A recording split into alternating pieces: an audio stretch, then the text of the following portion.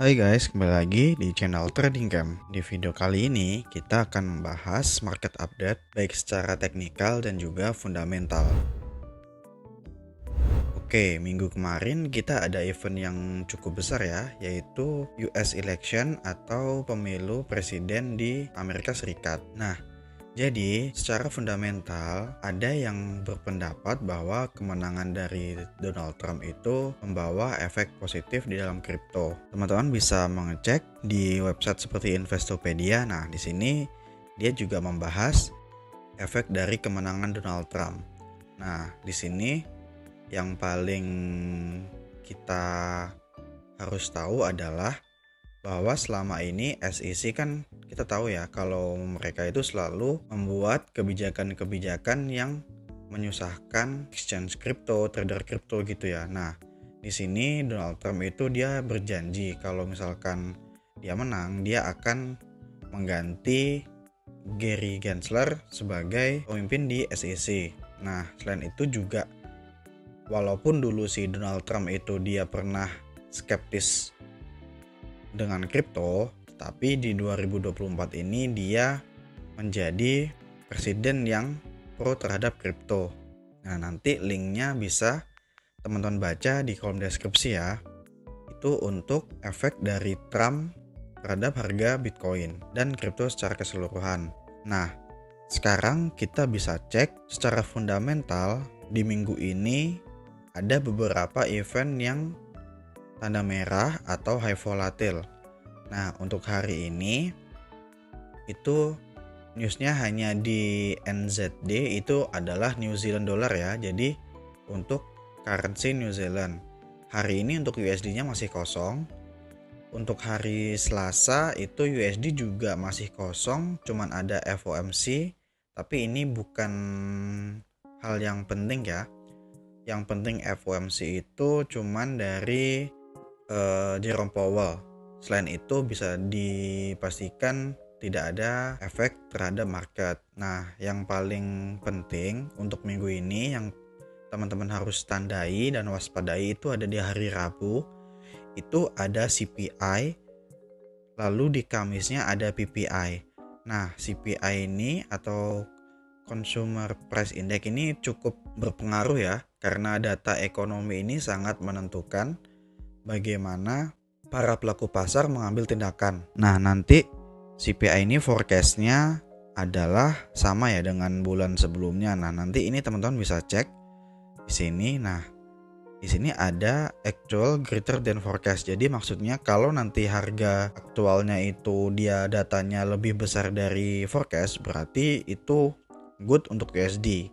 Nah, kalau good USD biasanya nantinya pair-pair yang berseberangan dengan USD seperti XAU, GBP, Euro itu akan mengalami penurunan. Nah, teman-teman harus cek ya di sini nanti di jam 8.30 malam.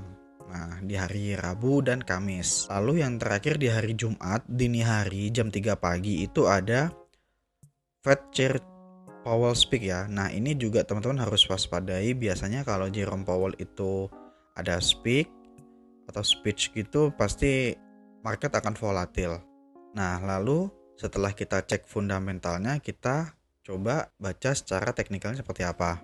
Nah, di sini kita udah ada chart kosongan ya, yang belum ada teknikalnya sama sekali. Kita cek Bitcoin. Kita cek dari time frame weekly dulu, seperti biasa. Nah, di sini teman-teman bisa lihat bahwa di time frame weekly itu Bitcoin masih solid untuk break atas. Ini teman-teman bisa lihat bahwa Bitcoin masih break atas. Jadi seperti teori yang kita pelajari kemarin, bahwa ketika marketnya masih break high berarti trennya masih uptrend. Nah, di sini break atas, lalu resisten terdekatnya itu ada di sekitaran sini. Nah, ATH sebelumnya di 73,8 itu sudah sukses di break oleh Bitcoin ya. Sekarang Bitcoin harganya 80.900, hampir 81.000. Nah, apakah dari pergerakan ini Bitcoin masih bisa naik? Tentu jawabannya sangat bisa ya, karena teman-teman bisa lihat dari candle volumenya sendiri itu terlihat seperti candle yang high volume, Marubozu. Nah, teman-teman bisa lihat yang ini. Nah, ini adalah candle yang tebal. Candle Marubozu berarti volumenya itu besar. Di sini berarti buyer signifikan ya untuk menaikkan harga. Nah, untuk referensinya sendiri kita bisa menggunakan Fibo extension di sini. Nah, di sini kita terlihat bahwa Bitcoin itu sudah mencapai target pertamanya di Fibo 1272. Nah, jadi ini adalah target pertama dari Bitcoin. Target pertama, lalu bisa di next di 1618. Nah, jadi secara technical weekly, walaupun nantinya mau naik, ada potensi Bitcoin untuk reject terlebih dahulu. Akan koreksi dulu sebelum melanjutkan kenaikan. Nah, untuk konfirmasinya kita wajib melihat teknikal secara LTF-nya atau low time frame-nya. Nah, ini untuk weekly. Sekarang kita cek untuk daily-nya.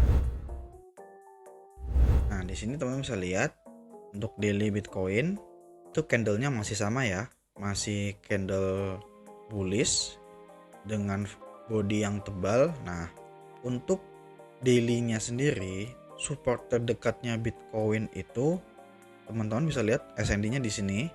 Nah, ini adalah support sekaligus demand terdekat dari Bitcoin. Itu areanya ada di kisaran 72 sampai 66 ribu. Nah, ini adalah ekspektasi bahwa ketika Bitcoin sah mengalami koreksi, potensinya dia akan mengejar zona ini. Nah, seperti ini. Sebelum Bitcoin melanjutkan kenaikan. Nah, ini adalah gambaran sekilas untuk Bitcoin di time frame daily. Lalu kita cek dulu price action di time frame hourly. Kita cek 4 jamnya dulu seperti apa.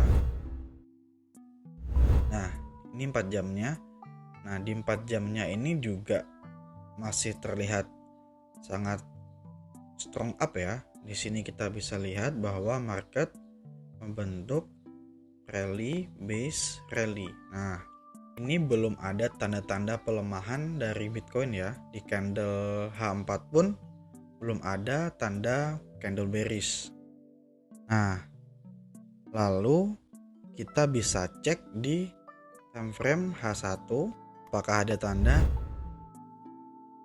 Nah, di sini di H1 sendiri teman-teman bisa lihat bahwa Bitcoin itu tetap belum ada konfirmasi bearish ya di sini. Nah, misalkan teman-teman di sini membuat sebuah trendline. Nah, trendline ini belum di break oleh Bitcoin. Dan ini trendline bawah, lalu ini trendline atasnya. Nah, seperti ini. Nah, ini terlihat jelas ya bahwa Bitcoin masih bermain di dalam uptrend atau trendline naik. Nah, kalau teman-teman mau short, pastikan Bitcoin itu dia break terhadap trendline-nya dulu, misalkan seperti ini. Nah, ini baru boleh. Kalau masih uptrend jangan dulu ya, berarti tandanya belum ada pelemahan momentum market. Terakhir kita bisa cek di M15. Nah, di sini teman-teman bisa lihat ya, Bitcoin masih di sini masih membuat higher high. Nah, yang ini. Nah, yang paling penting adalah di titik ini. Nah, ini adalah low terdekatnya. Jika Bitcoin itu berhasil break 78,4, berarti ekspektasi di sini kita mendapatkan konfirmasi bahwa Bitcoin ada potensi untuk melanjutkan penurunan. Dengan catatan ini harus break 78 ya. Kalau 78-nya itu belum break, berarti Bitcoin masih akan mengejar atas, yaitu sekitaran, nah ini bisa ke harga kisaran 82 sampai 83-an. Nah, ini bisa. Nah, teman-teman bisa cek, ini adalah untuk price action Bitcoin dan forecast Bitcoin di minggu ini. Intinya masih bullish ya. Yang penting teman-teman harus tahu bahwa strukturnya Bitcoin ini belum ada pecahnya, belum ada bearishnya. Jadi kalaupun mau setup, alangkah lebih baiknya itu adalah setup buy. Nah, ini adalah trend yang tadi. Teman-teman bisa menggunakan atau trend line untuk membantu analisa teman-teman. Lalu kita akan beralih ke market XAU USD atau gold. Nah, kita bisa cek dari time frame weekly-nya. Nah, dari closingan weekly di sini, teman-teman bisa lihat ini adalah demand terdekatnya.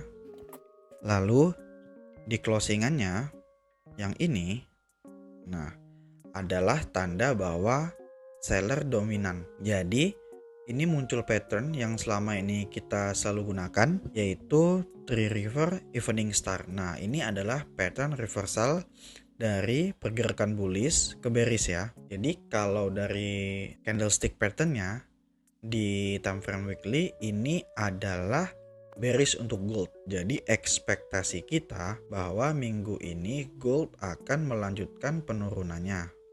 Nah, seperti ini ekspektasinya. Lalu kalaupun nanti turun, area terdekatnya juga bisa ke kisaran 2500, tapi ini untuk time frame weekly ya. Nah, di weekly kita sudah dapat info bahwa secara candlestick patternnya gold itu akan mengalami penurunan. Kita bisa cek ke time frame daily dulu. Nah, di time frame daily ini kita bisa lihat bahwa closing hari Jumat kemarin itu gold juga berwarna merah ya. Jadi ekspektasinya memang di daily pun gold akan turun. Nah, setelah itu kita bisa lihat, nah di sini ada, ini adalah base weekly tadi. Nah, ini adalah base dari daily. Nah, jadi harga gold sekarang adalah ditahan base daily. Jadi pilihannya gold adalah dia turun dulu di sini. Di sini dia naik sekali lagi, lalu turun, atau dia mau langsung turun dari sini. Nah, ini adalah opsi dari gold. Kita bisa cek dulu di time frame H4. Kita cek apa yang terjadi di gold. Nah, di sini kelihatan jelas ya. Kita hapus dulu semuanya. Nah, di sini adalah teman-teman bisa cek, ini adalah batas low dari gold di H4. Nah, ini teman-teman bisa menggunakan Fibo untuk mengukur areanya. Nah, di sini kita bisa menggunakan golden ratio saja. Nah, di sini gold sudah menyentuh harga golden ratio ya. Jadi memang ekspektasinya dia akan ada pantulan dulu sebelum dia melanjutkan penurunan. Nah, di sini di time frame H4 kita bisa melihat bahwa ini ada base dari gold. Nah, ini adalah base dari gold. Lalu di LTF-nya atau di time frame kecilnya teman-teman bisa lihat ini ya. Ini adalah high, yang ini adalah low, dan ini adalah higher high, lalu ini adalah lower low. Jadi di sini gold terlihat seperti breakdown bawah. Jadi ekspektasinya kenaikannya ini hanya bentuk dari retrace sebelum dia melanjutkan penurunan ya. Nah, untuk area sell-nya, referensi untuk sell, teman-teman bisa cek.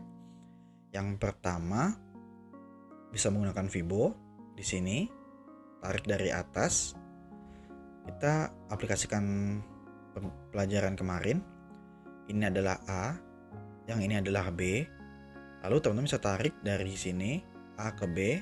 Nah, teman-teman bisa pantau area ini ya, yang di sini. Nah, di sini area di kisaran 35 sampai 50-an. Nah, ini teman-teman bisa cek. Nanti jika harganya naik ke sini, teman-teman bisa ambil sell kembali. Nah, kita cek di H1-nya. Nah, di sini terlihat jelas ya bahwa di H1-nya gold itu memang masih koreksi. Nah, kita bisa menggunakan konsep yang sama, yaitu ini A, ini B. Kita menggunakan Fibo. Nah, tarik dari A ke B. Nah, jadi kalau memang si gold ini betul-betul mengambil zona atas dulu, berarti ekspektasinya dia akan koreksi ke zona ini, lalu dia akan naik ke area ini sebelum melanjutkan penurunannya. Nah, ini adalah proyeksi atau analisa gold untuk minggu ini. Mungkin cukup sekian bahasan kita di video kali ini. Semoga videonya bermanfaat. Terima kasih buat yang sudah menonton. Thank you. Bye.